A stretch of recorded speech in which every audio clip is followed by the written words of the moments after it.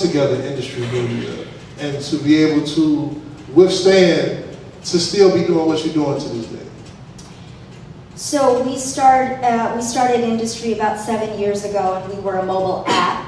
And the mobile app was, again, our mission was very clear, which was to help serve independent artists, to help bring them to the forefront, realize if they're talented, they work hard, and all those things that we already said, give them opportunities to grow and elevate, and help package them so that companies, partners, sponsors can have visibility of these artists, and then have a platform to stream their music, and most importantly, monetize. Then COVID happened, and then everybody was streaming. TikTok, Instagram, Facebook, everybody was streaming, and we were now in a crowded space. And we were a startup, and we went through up and down, raising capital, fine-tuning our mission, getting the artist community in cities to understand that we are truly for them. There's no what's the catch, because that's always, what's the catch? Like, do I have to pay you? No. We curate these artists, we find the artists to go behind, but it's a partnership, which I don't think there is any other streaming platform out there or any network that really treats artists as a partner. You're either a vendor, you're treated like a vendor, or you're making them money with your music. And Industry was born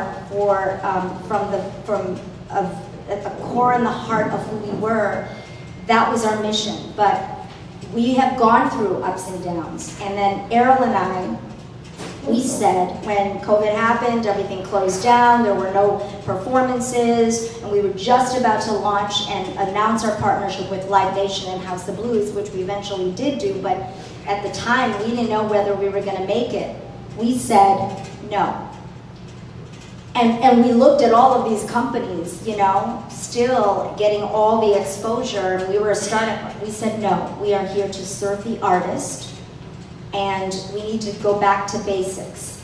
And basics is, let's remember why we started this. Always, as an artist or as a young business, always ask yourself, why did I start this? Ask, what is your why? And that has kept us going for 7 years, and we've evolved through the years, but that has kept us, true to our mission.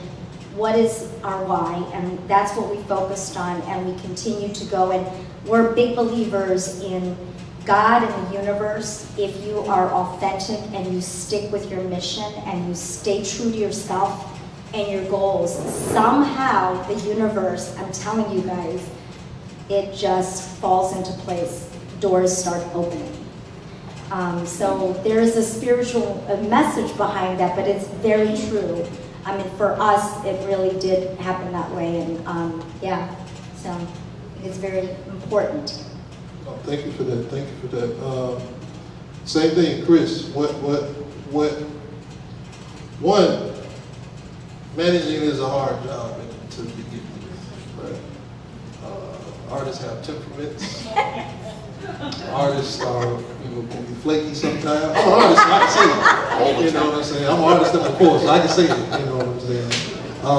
And what are some of the things that you've had to go through to actually reinforce your mission statement and to depend on going forward still?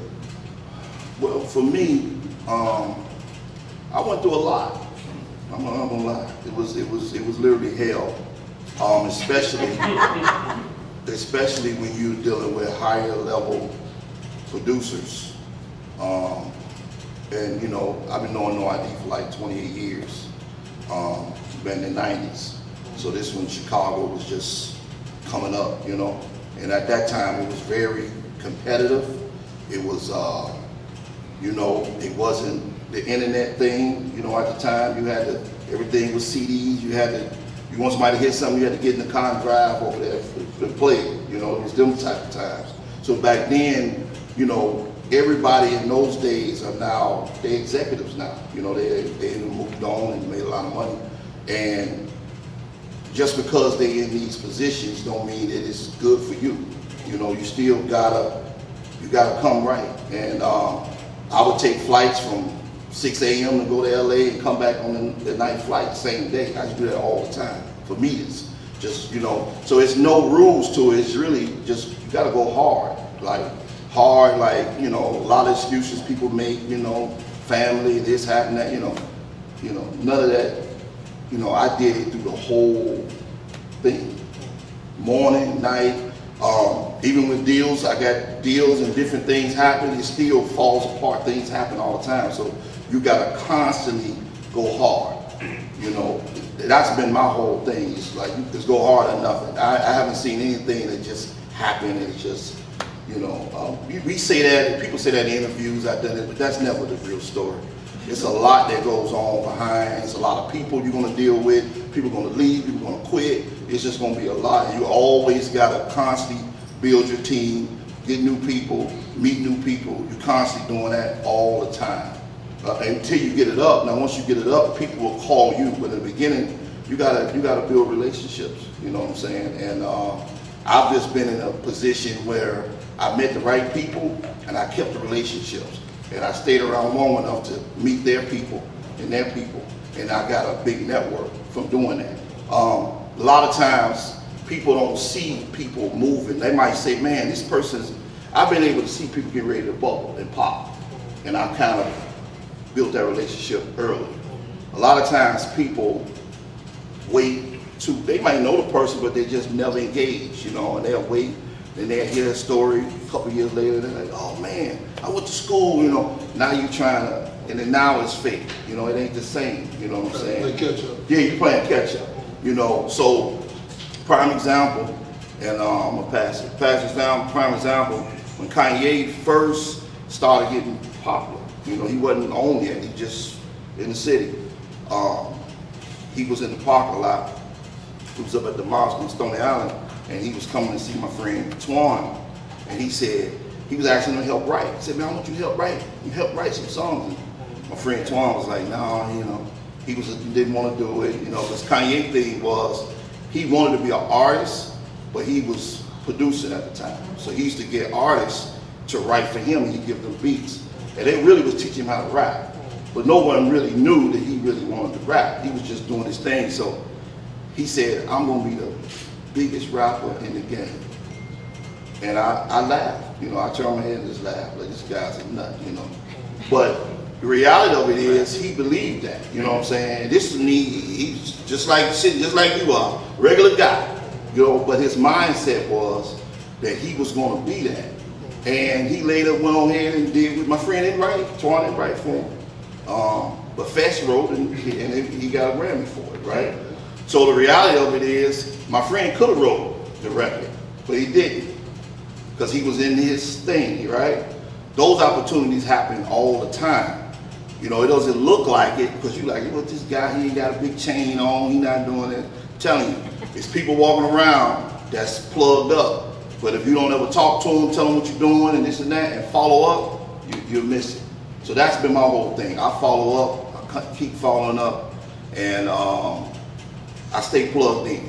You know, that's what I do. And that's been my whole struggle through the whole thing. It's like that on every single level. I don't care what you talk about. More money, like I said, more problems, that's real. That's how it is. So that's what I continue to do. And it's just part of it. So if you can get some thick skin, then you're good. If you don't have it, then if you worry about somebody not liking your music, people gonna tell you it's trash, they gonna tell you it ain't good. And you know, you just gotta know how to either go get it right, fix it, or do what you gotta do and keep it going. But that's the whole journey. That's what the journey is about. Well, I guess I'll do a little quick review before we move on real quick. So that's just the teacher in me, right? So, with Mary, most definitely do not be shaken when you have some people doing the same thing you're doing in your field, right? Mm-hmm. Don't be scared of that. Don't turn around, move off of what your mission statement is supposed to be. Now, that might mean you need to switch your style up a little bit, right?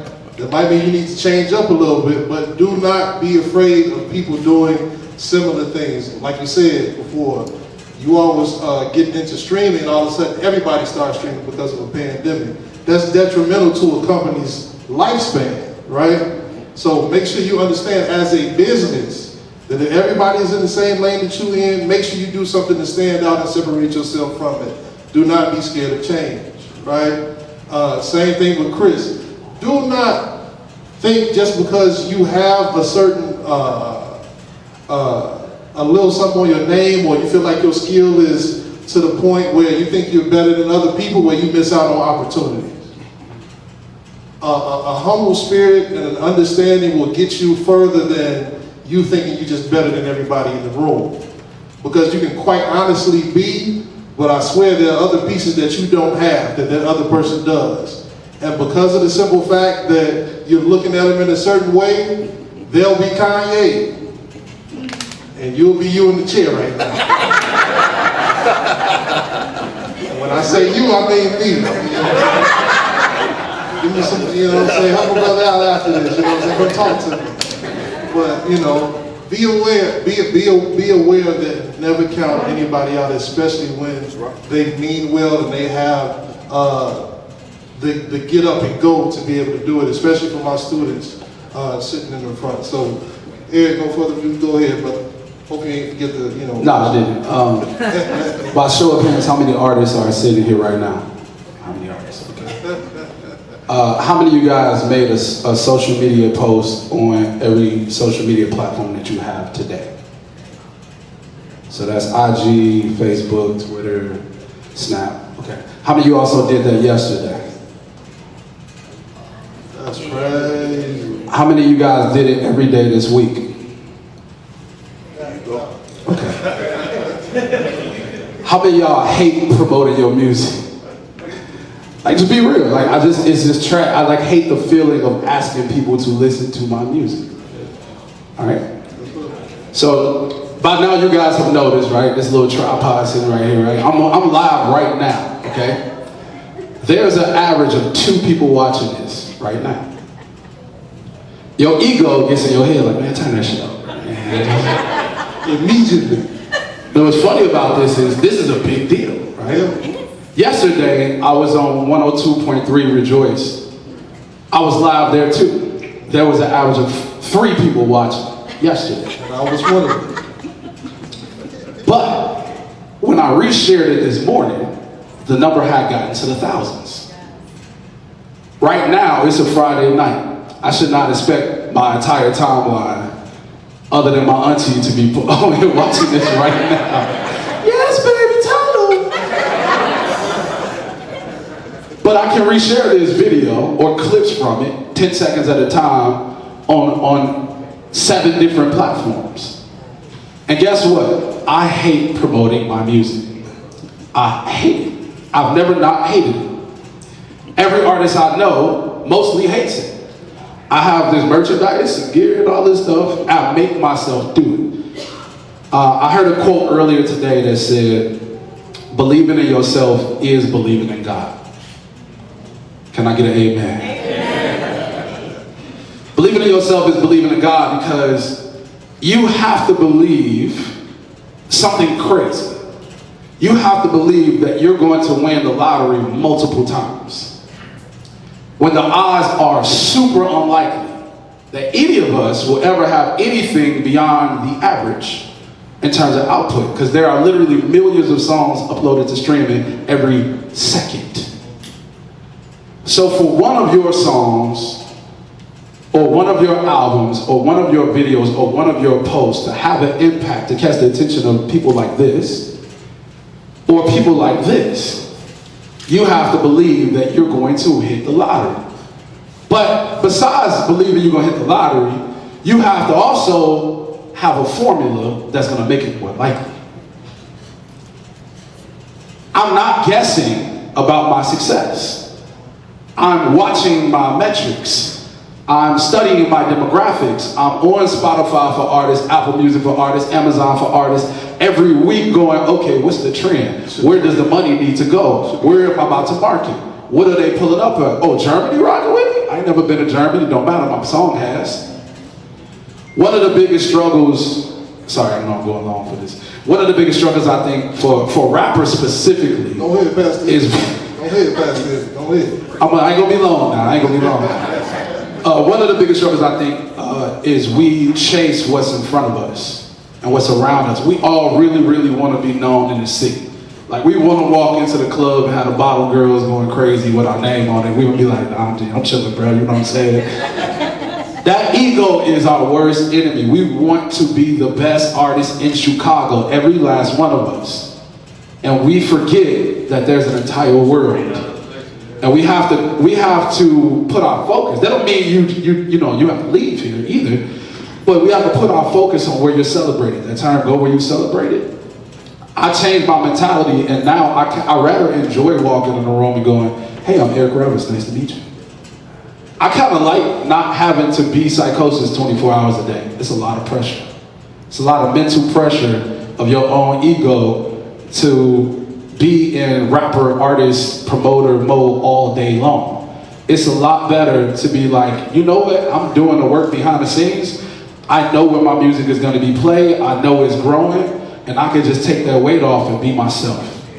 So I think for a lot of artists, we have to get to that mental point where we get the balance of how do you be the artist and promote it, and also have the confidence, the knowledge, and have done the work that you know that ROI is coming, so you don't got to be in character 24 hours a day. Yes, sir. So like I said, let's do a little recap real quick. Right? So what that means is artists, build out a system. Business owners, build out a system. You should be working on yourself for a certain amount of time at a certain amount of days, right? Make that clear to yourself so you don't have to necessarily be that business all day long. Now, like Chris said, you might have to turn around and take some calls, at all times of night and everything else. That comes with the grind, right? But build you out a system in place that will allow you to make sure that you're working consistently every day, and also build in your breaks, right? Because you can't run on 24 hours, right? No human is built for that. I don't care who tells you how much you need to work hard, right? That just does not happen. But find out first, what time of day am I optimal, right? What time of day do I get the most work done, okay? Utilize that time and that space to be able to build out not only your plan, but to be able to work out how you're going to market yourself. What type of music am I making, right? When is the best time for me to make music? Because it's something that I tell the artists that we work with at ISPRO is basically separate the music and the business. You can't think of both at the same time. They just don't work like that. It just don't work like that. So find you some time when you're good and optimal with working with business. Find you some time when you're good and optimal working at the art. So that way you get the best out of yourself at all times, and then you have your free time to do whatever else you need to do, right? So I do want to do this real quick. Is YWCA, are you in the building? Princess, are you in the building? Oh, she didn't, she had to leave out? Okay. So we do have flyers from YWCA. They have this program called the Breed Love Program. If you are interested in building out your own business, like an LLC or a nonprofit, they offer that program for free to be able to teach you how to be able to build your business, okay? We also have not Wintrust, but Chicago Innovations in the room. If you all didn't mind standing real quick.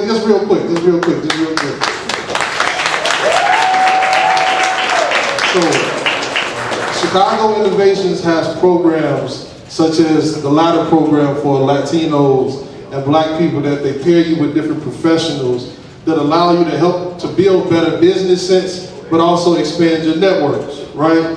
So if you're over 18 and there's something that you're looking to do to be able to get in rooms and learn how to be able to talk and network, that's something you should actually want to do. So you should be talking to these people, right?